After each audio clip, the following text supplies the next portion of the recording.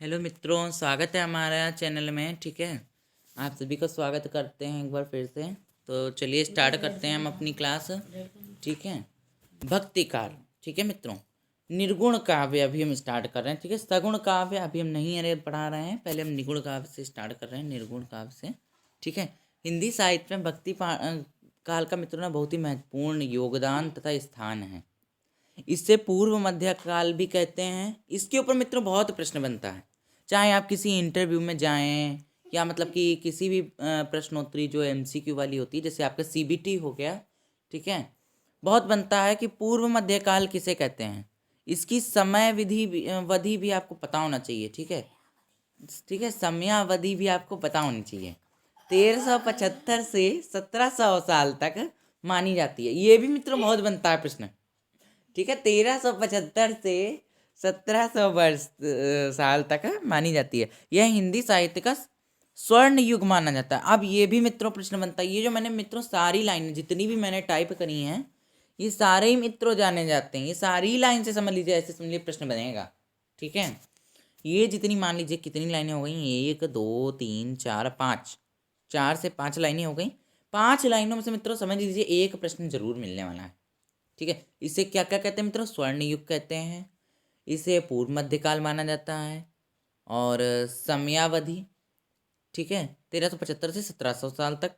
ठीक है, और इसका महत्वपूर्ण स्थान। ठीक, भक्ति काल का मित्रों परिचय भी देते हैं। हिंदी साहित्य के इतिहास के विकासात्मक वर्गीकरण में द्वितीय चरण को मध्यकाल कहते हैं। मध्यकाल को दो भागों में बांटा गया है, पूर्व मध्यकाल तथा उत्तर मध्यकाल। ठीक है, पूर्व मध्यकाल को मित्रों भक्ति काल कहते हैं और उत्तर मध्यकाल को रीतिकाल कहते हैं। ठीक है, पूर्व मध्यकाल भक्ति काल, उत्तर मध्यकाल रीतिकाल। ठीक है, डॉक्टर ग्रियर्सन महोदय भक्ति काल को 15वीं सदी का धार्मिक पुनर्जागरण कहते हैं। इस काल में भक्तों की प्रधानता थी, जिस कारण से भक्ति काल की संज्ञा दी गई। अब मित्रों इसे ये भी कह सकते हैं, प्रश्न बन सकता है कि क्या कारण रहा ऐसा कि भक्ति काल का नाम, इस काल का नाम मतलब भक्ति काल पड़ा, या फिर भक्ति की संज्ञा क्यों दी गई? तो इसमें भक्तों की प्रधानता थी। ठीक है, भक्ति काल का समय 1300 से 1700 ईस्वी तक माना जाता है। ठीक है, अब मित्रों कुछ चलिए पॉइंट पे भी चर्चा कर लेते हैं। भक्ति आंदोलन के उदय के सामाजिक सांस्कृतिक कारण। आचार्य शुक्ल भक्ति आंदोलन के लिए तत्कालीन राजनीतिक परिस्थितियों को जिम्मेदार मानते हैं। उनके अनुसार देश में मुसलमानों का राज्य प्रतिष्ठित हो जाने पर हिंदू जनता के हृदय में गौरव गर्व गर्ग मित्रों ने गलत लिखा है यहाँ पे, गर्व होगा और उत्साह के लिए व्यवस्था ना रह गया। ठीक है, आचार्य हजारी प्रसाद द्विवेदी भक्ति आंदोलन का प्रारंभ हिंदुओं की पराजित मनोवृत्ति को नहीं मानते। वे कहते हैं कि मुसलमानों के अत्याचार से यदि भक्ति के भाव धारा में उनको उमड़ना था तो पहले उसे सिंध में और फिर उसे उत्तर भारत में प्रकट होना चाहिए था, पर हुई दक्षिण में। ठीक है, भक्ति काव्य के प्रमुख संप्रदाय और उनका वैचारिक आधार। ठीक है, रामावत संप्रदाय है, श्री संप्रदाय है, ब्रह्मा संप्रदाय है, रुद्र संप्रदाय है, रसिक संप्रदाय है, वल्लभ संप्रदाय है। ठीक है, ये जो संप्रदाय हैं इनसे भी मित्रों बहुत प्रश्न बनता है। ठीक है, रामावत संप्रदाय की मित्रों बात करते हैं। रामावत संप्रदाय का प्रवर्तन रामानंद ने किया है। ये मित्रों सभी के मित्र प्रवर्तन आप लोग लिख लिख कर याद करें, लिख लिख के। ठीक है, रामावत संप्रदाय का प्रवर्तन किया है रामानंद ने। रामानंद जी का जन्म श्री भक्त सटीक के अनुसार 1368 यानी 1368 ईस्वी में प्रयाग में ब्राह्मण कुल में हुआ। इनके गुरु राघवानंद थे। रामावत संप्रदाय के प्रवर्तक थे रामानंद और इनके गुरु थे राघवानंद। ठीक है, भक्ति काल के अनुसार रामानंद के 12 शिष्य थे। रामानंद के गुरु राघवानंद ने सिद्धांत पंचमात्रा नामक ग्रंथ की रचना की। ठीक है, श्री संप्रदाय का प्रवर्तन श्री रामानुजाचार्य ने किया। इनसे गोस्वामी तुलसीदास सर्वाधिक प्रभावित थे। ठीक है, देशभक्ति को ही मुक्ति का साधन स्वीकार करते हैं। इनका कहना था कि व्यक्ति को दास भाव से प्रभु की सेवा करनी चाहिए। यह जीव को दास वह परमात्मा को स्वामी मानते हैं। ब्रह्मा संप्रदाय, ठीक है, इस संप्रदाय के प्रवर्तक मध्वाचार्य हैं। इनका जन्म दक्षिण भारत के बेलीग्राम नामक स्थान पर हुआ, ठीक है। रुद्र संप्रदाय का प्रवर्तन श्री विष्णु स्वामी ने किया।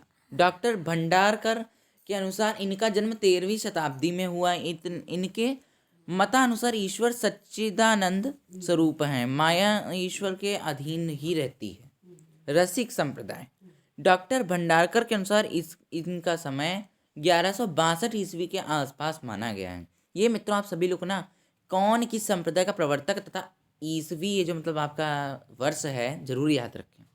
वल्लभ संप्रदाय, श्री वल्लभाचार्य ने वल्लभ संप्रदाय का प्रवर्तन किया। इनका जन्म रायपुर जिले के चंपारण नामक स्थान पर हुआ था। इनका समस्त जीवन उत्तर भारत में बीता। यह तेजस्वी महात्मा थे। उनका संप्रदाय आज स्वतंत्र संप्रदाय के रूप में प्रसिद्ध है। दार्शनिक दृष्टि से इस संप्रदाय का सिद्धांत शुद्ध द्वैत कहलाता है। अब मित्रों चलिए चलते हैं प्रमुख निर्गुण संत कवि। कबीर पहले, ये मित्रों फिलहाल हम अभी तैयार कर रहे हैं, ठीक है। कबीर ये जो मतलब आपको नेक्स्ट टॉपिक में पढ़ाया जाएगा, प्रमुख निर्गुण संत कवि, ठीक है। और आज के लिए मित्रों इतना ही, ठीक है। और आपके लिए मित्रों नोट्स इस तरीके से लाते रहेंगे हम मित्रों। रोज़ मित्रों बताएं ना, इतना टाइप करना पड़ता हूँ मुझे, काम भी रहते हैं दिन भर के, तो इतना ज़्यादा नहीं बन पाता है कि हम, ठीक है। तो इतना मैंने आपके लिए समझ, देखिए रुद्र संप्रदाय के कौन थे, रामानंद थे, नहीं, इसके प्रवर्तन श्री विष्णु स्वामी ने किया, ठीक है। हाँ, पहला संप्रदाय रामावत संप्रदाय है। इसके कौन थे, रामानंद थे, इनके गुरु थे राघवानंद, ठीक है। इनके 12 शिष्य थे। श्री संप्रदाय के प्रवर्तन थे रामानुजाचार्य। ब्रह्म संप्रदाय के थे मध्वाचार्य। और रुद्र संप्रदाय के थे श्री विष्णु। रसिक संप्रदाय के थे, इसका 1162 में माना गया है, वल्लभ संप्रदाय के थे वल्लभाचार्य जी, ठीक है। तो ये मित्रों आज के लिए मेरे हिसाब से इतना काफ़ी है।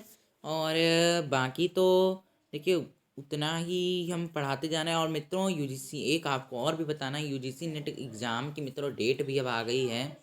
अब आपको मित्रों ना स्ट्रैटेजी देखनी है, आपको किस तरह से मतलब पढ़ना, क्या पढ़ना है और क्या नहीं पढ़ना और क्या छोड़ देना है आपको। क्योंकि मित्रों हमारे पास 60 दिन का मात्र देखा जाए तो समय बचा है। इन्हीं 60 दिनों में हम लोगों को निश्चित कर लेना है कि कितना पढ़ना है, क्या पढ़ना है और कितना कितना छोड़ देना है। क्योंकि मित्रों आचार्य शुक्ल की किताब मित्रों बहुत ही इस एग्ज़ाम के लिए इम्पॉर्टेंट मानी गई है, हमारी हिंदी साहित्य के लिए, ठीक है। और अगर हमने डिसाइड नहीं किया तो आप लोग समझ लीजिए फिर से टाइम बहुत मित्रों कभी रुकता नहीं है, सभी लोग जानते हैं। तो ये समय मित्रों वापस नहीं आएगा। और अगर आपको मित्रों क्लियर करना है तो उस कट ऑफ को मित्रों देखिए जो पिछले वर्ष गया है कट ऑफ। ये जो अभी मित्रों जून वाला का कट ऑफ गया है, आप इसमें देखिए हिंदी का कितना गया है, 65% से मित्रों ऊपर ही गया है हिंदी का। तो आपको भी अगर मित्रों JRF करना है तो उसके लिए मित्रों ज़्यादा ही चाहिए होगा। और जनरल के हैं विशेष लोग ध्यान रखें, जनरल वाले, ठीक है। तो चलिए मित्रों आज के लिए इतना ही, और मिलते हैं एक नई वीडियो में नई उमंग के साथ। और मित्रों अब बहुत ही फास्ट हम लोगों को रिवीजन करना होगा, ठीक है। उसी सिलेबस को हमें 60 दिनों में कंप्लीट करना।